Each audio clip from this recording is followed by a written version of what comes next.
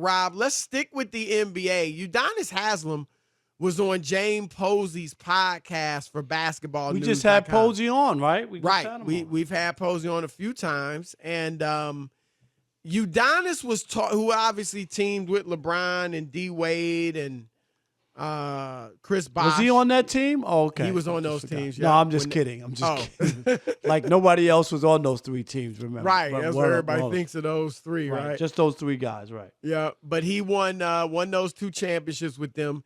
And he was talking about how everybody can't handle the pressure of playing with LeBron. And it really is an interesting thing.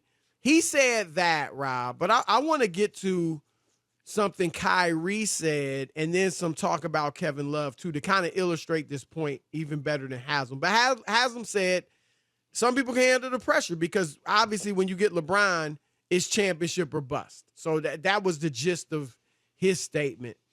Kyrie had said in a podcast back in 2018, Rob, here's how he described it. I went from being in Cleveland, having half the fans show up, to now Bron shows up, and now every night is packed. Every road game is like a home game for us. You think of the media attention that comes with all of that and the elevated pressure of now it's championship or you fail. And then you got to figure out how you fit within the system. Basketball is a systemic game. How do you build that strategy and how do you fit in with that? It was tough. And then here's what Brian Windhorst said about Kevin Love. Now, remember, Rob, Kevin Love almost didn't go back to Cleveland after that first year. LeBron went and visited him. And, and then he decided I don't blame stay. Kevin Love. I think he was the natural whipping boy, and everything was dumped on him. To your point, here's what Windhorst said about him. Kevin Love, deals with the persecution of being a LeBron teammate. No, definitely. Of being blamed, of dealing with his social media undercutting, of being the fall guy, as he's called himself. There have been so many days and nights where Kevin Love has walked out of a building feeling beleaguered or beaten down because of LeBron. What are your thoughts on all this? I think it was true with Kevin Love. I just thought, remember, Chris, they didn't win anything in Minnesota. They weren't winning games, but he was a good player, putting up big numbers. At one point, to your point, ESPN, I believe, had him ranked 7th, which was obviously too high. Was too high because 7th best player in the world at one point. Right, because he was playing in meaningless games. Let's just be honest. His numbers were. I'll give him this, and I don't want to interrupt your thought process, but I'll give him this, Rob.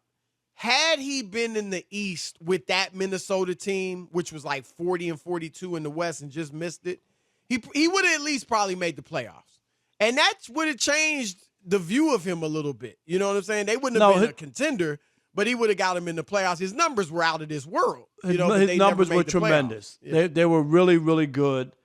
And I think when you go from that to being a decoy and standing there and hoping, like Chris, he was pushed away from the basket, right?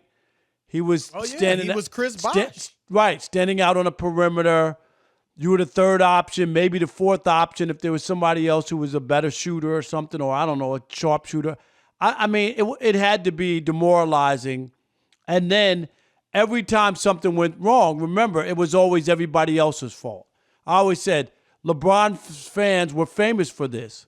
They called LeBron the GOAT, and when LeBron lost or got knocked out of the playoffs or lost the finals, everybody else were the scapegoats. Like, he doesn't have anybody. How many times have you heard that, Chris? He don't have anybody. That would be the argument for LeBron. Right. Well, what do you expect? Kevin Love and Kyrie or whatever, or whoever they wanted to blame, or when they traded half the team at the halfway point. Remember a couple years ago, it was last year in Cleveland when they got rid of everybody? All those guys from Utah. Right. But my point is, it was always somebody else's fault. So I could see, and if you have some other issues, right, which Kevin Love has disclosed and talked about, I could see where that would weigh on you, Chris, and not make you feel good.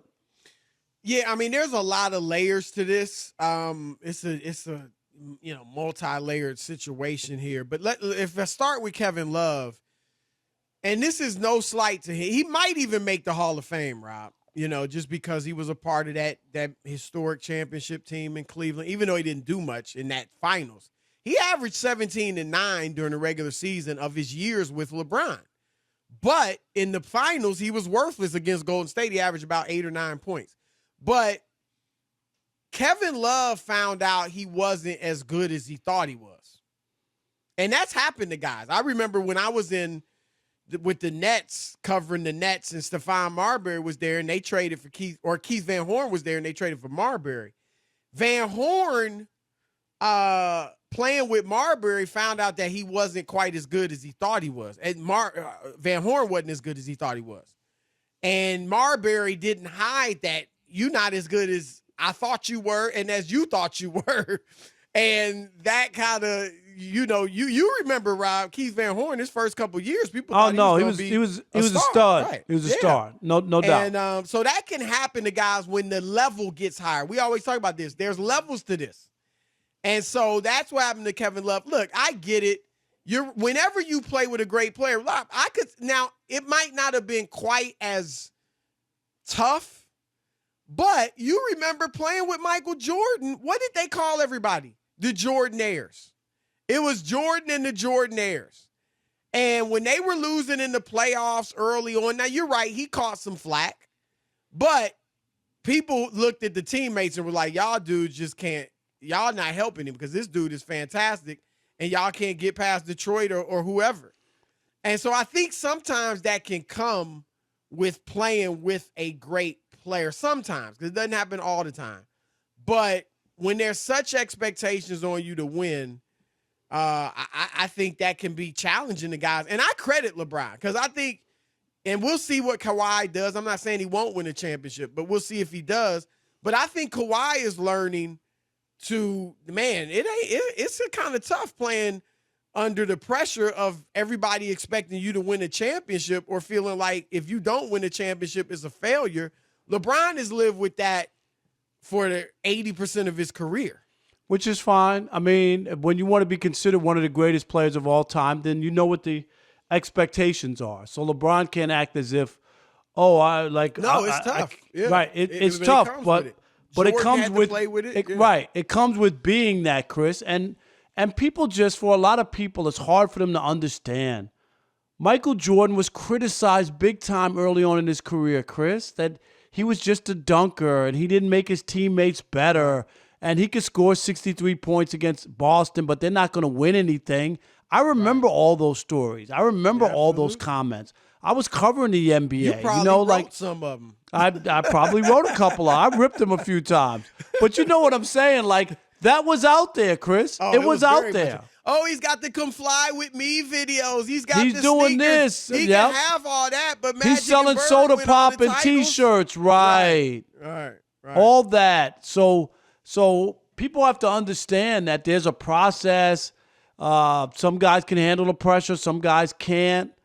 It ain't easy, but I think I could see where some players would just find it difficult, especially Kevin Love. I don't know if he ever really get on track there. I guess he did. I used to defend him in this regard. He averaged 17 points. Right. He averaged 17 points and 9 rebounds during the regular seasons in Cleveland.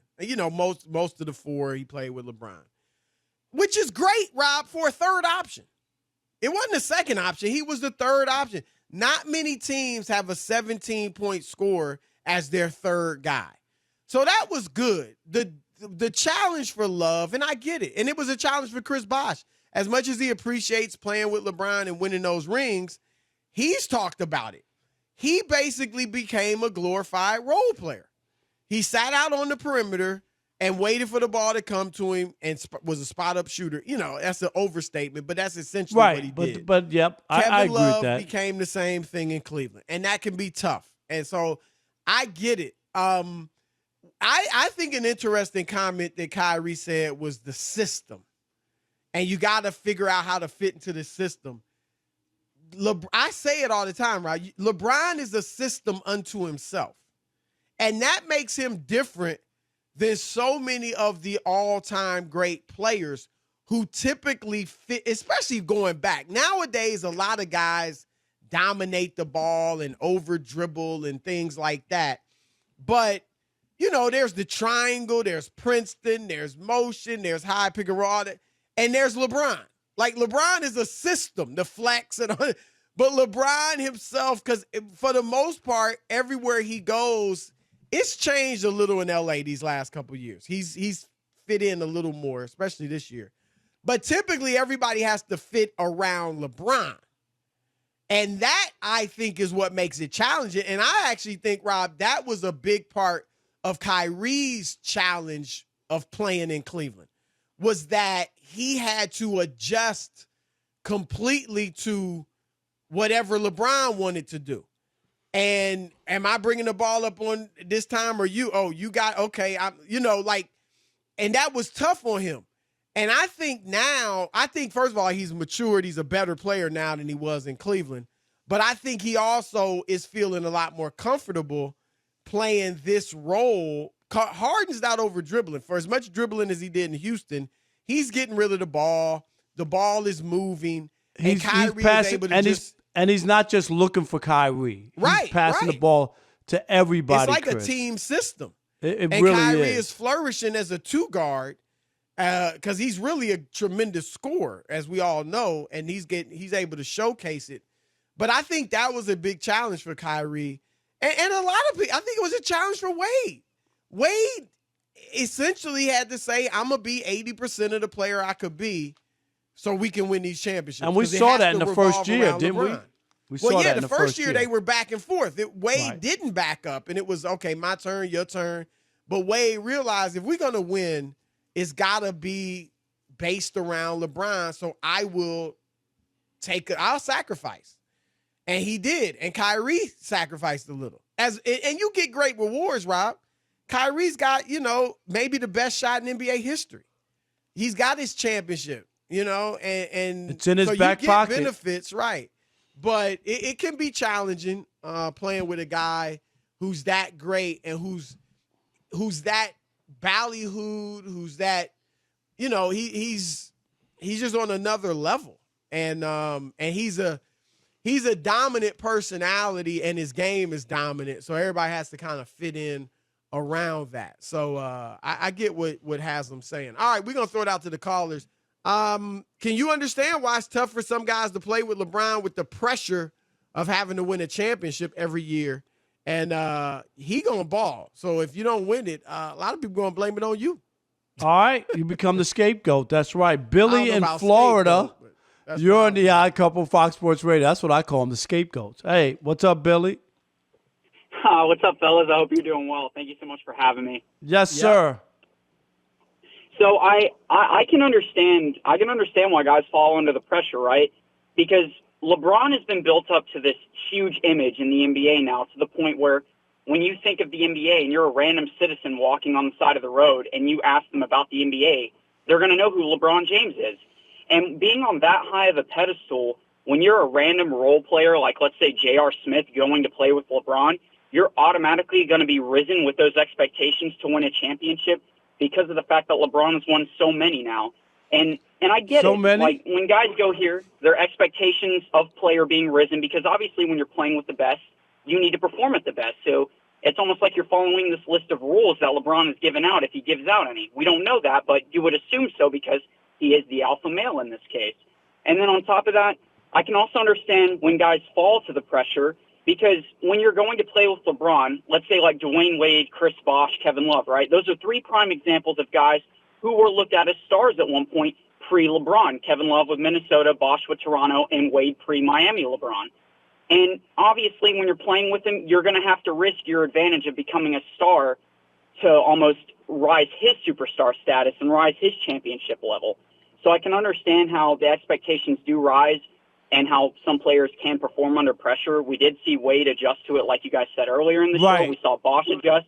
But I can also understand where guys fall, where, let's say, Kevin Love, who was looked at as the golden child of Minnesota, went to Cleveland, and then he became the fall guy. He became the guy who basically ruined it all in the end when he actually wasn't. So I right. understand And both Billy, sides. and Billy, too. yes, Billy, Rob, you're right about. Yeah, good call, Billy. I'm Thanks. interested in what you think about this, Rob. For all the, people want to feel sorry for Kevin Love, and look, he got a championship. I don't know what Kevin Love would have been had he not gone to Cleveland. No, I get You know that. what I'm saying? I don't. Like, Yeah, it probably worked out for him. but to it be just honest. didn't. Sometimes, I mean, he like getting a championship, but feeling downtrodden, Chris, because he was the whipping boy. I mean, I don't think that's even like. If there's anything that went wrong, it was about Kevin Love, not about too many other players, and I could see where that would wear on him. Tori in Columbus, Georgia, you're on the Odd Couple, Fox Sports Radio. What's up, Tori? How y'all doing, fellas? I've been alone since I called, but I got to get straight to the point. You got back through, man. Thank you. Y'all showed the bomb dignity for real. Thank you, brother. But my point is, a lot of them coming in there, they shouldn't have that kind of pressure because most of them have been traded or free agents. So coming in, it's like being in Vegas. You got to be the head, and either you the headline or you the opening act. LeBron is the headline. So you're going to have to take a step back and be the open act with him. You feel me? It ain't no other way. No, I guess you have to accept that. Yep. And if you don't accept it, you're going to have issues because you can't come there thinking you're going to be anything else. You won't be playing in Vegas no more. I know you know it. Thanks, Tori. That's right. And now the number one LeBron worshiper next to Chris. GW in Cincinnati, you're on the Odd Couple. Is he? I don't know. Fox Is Sports Radio. GW in that category? Oh, yeah. He's a big Hey, LeBron Chris, guy. don't worry about it because he's the number one LeBron hater. Remember, Oh, I gave no, him I'm the not. name- What are you that talking with about? pride. He Remember, wears I that gave with him pride. Hey, Chris, remember, I gave him the name Habot, the hatingest brother of all time. Remember that? I actually bought him a hat for Christmas that said the hit boat. I don't think he's ever worn it. What are you he's never talking getting about? any I have more, pictures. I have pictures on the internet, on social do you? media. What are you Okay, talking about? okay. Well, that's Only like the problem was the only thing I had on was the hat. That's probably why the pictures didn't go over well. Well, we're gonna delete that. We're gonna delete that just like they deleted the Robert Kraft tape. Let me say this, Chris. The last caller is absolutely right. What did Kevin Love expect to do? What was he gonna come in and shine? I mean, what was Chris Bosh think he was gonna do? Come in and shine? Let me say this. I think You Bosh mentioned- did. you Quickly, mentioned that Kevin GW. Love- I you mentioned think that Kevin Love was in the East. I think Wade thought he was as good as LeBron, and I think Bosh thought he was in that class with Wade and LeBron before they all teamed up. And Right, I but think he they were was. both in for a big And you got to surprise. remember, all of those guys were in the same draft. They were drafted Right. really Right. close to But- each other. yeah, but so they- there but was they no weren't. reason for Wade Bosh to actually had think a he was ring. that he was a Right, bum. Right. But the Right. simple truth is they weren't. And Wade had the maturity to know, like you said, after that second year, let's go ahead and hand it over to LeBron. What Bosh and Kevin didn't know is that there's always going to be a Michael, but we need a Tito and a Randy. And that's what they did to make the band work. And Chris, I thought the most enlightening thing is what Kyrie said. When LeBron got here, every game home and away was a home game. Guess what, Kyrie? Before LeBron got there, you were what? In the lottery. You were what? Out of the playoffs. What? 3 straight years, Chris, before LeBron got there? Oh yeah, I mean they Yeah, They so we from can the mess with time that. LeBron left to the time he came back, they were in the Right. lottery. So Yeah. what? They can't handle the spotlight. Big time players make big time plays. That's what I'm talking about. And this whole crying, oh, the pressure was on me. Well, you could be out of the playoffs. You couldn't have gone to the finals. What? 10 out of the last 11 years. All right, GW hasn't been on in a while, but his angst is big time. I mean, that was a that's how time he He wanted to get it all times in. 10. Thank He you, my wanted to get it man. all in. Thank you, GW. He got, Oh, go get you some Montgomery and ribs in Cincinnati and relax, GW. My a goodness. Coney Island or something. No, All right, it's not a the Coney Odd Island, Couple. Chris. What do they call Aren't them? they in Cincinnati? I My thought they father called grew up in Cincinnati. Is He this- always are they talked called about the Coney Islands with that the hot chili dog on with them? the chili on Cinnamon? it. Yeah, hot dog with the chili and I thought they're called something else in Cincinnati. Chili cheese on it. Yeah. Maybe. I thought it was Coney Island, but anyway. Yeah.